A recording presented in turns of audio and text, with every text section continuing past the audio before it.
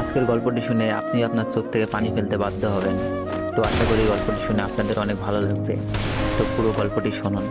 আমার পাশের বাসার একটা মেয়ে, নাম মিম, আর আমার নাম ইমো। মিম আর আমি দুজনেই খুব ভালো বন্ধু, বলতে পারেন একজন আরেকজনকে ছাড়া চলে না। হঠাৎ করে একদিন আমি মিমকে মজা করতে করতে বললাম, মিম, আই লাভ ইউ।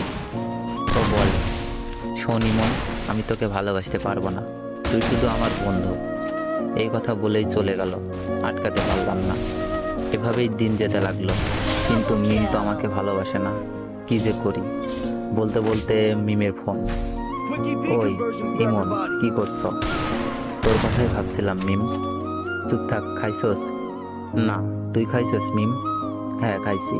তুই এখনই খেয়ে নে, আর মাঠে তাড়াতাড়ি আয়। আচ্ছা, বলেই লাফাইতে লাগলাম। মিমের মনে হয়তো আমার জন্য ভালোবাসা যাচ্ছে। তাড়াতাড়ি খেয়ে গেলাম, গিয়েই বললাম, কিরে মিম, হঠাৎ জরুরি তলব? সামনে আমাদের এক্সাম রে, খুব টেনশনে আছি। কোনো চিন্তা করিস না, ফেল করলে তোরে তো আমি বিয়া করবো, তারপর 2টা ক্রিকেট খেলার টিম বানাবো, তোর এক দল আমার এক দল। বলেই হাহা করে হাসি দিলাম। কিন্তু হাসি দেওয়ার পর যা ঘটলো তা আমি কেন আমার চোখও বিশ্বাস করতে পারলো না।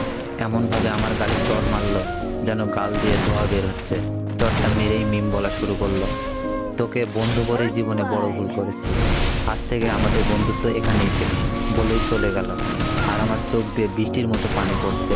কিছুই বুঝতে পারলাম না, খুব খারাপ লাগছে। শেষমেশ বন্ধুত্বটাও শেষ। কেমন জানি স্বপ্ন স্বপ্ন লাগছে, তাও কিছুই করার নেই। অশ্রু ভরা চোখ আর বুক ভরা কষ্ট নিয়ে বাসায় আসলাম। এসে শুয়ে পড়লাম, বালিশটাও ভিজে গেছে। পুরনো স্মৃতিগুলো মনে পড়ছে। প্রতিদিন ওকে ফোন দিয়ে ঘুম পাড়ানো, ঘুম থেকে জাগাতাম। দিনে কমপক্ষে 100 বার ফোন আর মেসেজ তো আছেই। সব স্মৃতিগুলো মনে পড়ছে। আমাদের বন্ধুত্ব শেষ হলেও আমি ঠিক আগের মতোই ফোন দিতাম, মেসেজ দিতাম। মিম খুব বিরক্ত ফিল করতো, তারপরও কথা বলতে চাইতাম। হঠাৎ একদিন দেখলাম মিম পাশে বসে এক ছেলের সাথে হেসে হেসে কথা বলছে, যেন কলিজাটা ছিঁড়ে যাচ্ছে। তাই বাসায় এসে পড়লাম, বুকটা ব্যথা করছে। তাই ভাবলাম মিমকে একটা ফোন দিই। অনেকবার কল হওয়ার পর রিসিভ করলো। মিম, বুকে ব্যথা করতেছে। মিম বলল, ব্যথা করা ভালো, এখন আমাকে ডিস্টার্ব করবি না, পরশু আমার এক্সাম। আমি বললাম, আচ্ছা, নাপা খেলে ব্যথা যাবে? হ্যাঁ যাবে, এখন আর ফোন দিস না প্লিজ, কিছুই পড়া হয়নি। আমি বললাম, কয়টা খাবো? তোর যতটা খেতে মন চাই খা, প্লিজ ইমন, আর না। আমি এবার বললাম, লাস্ট একবার, ভালোবাসিস?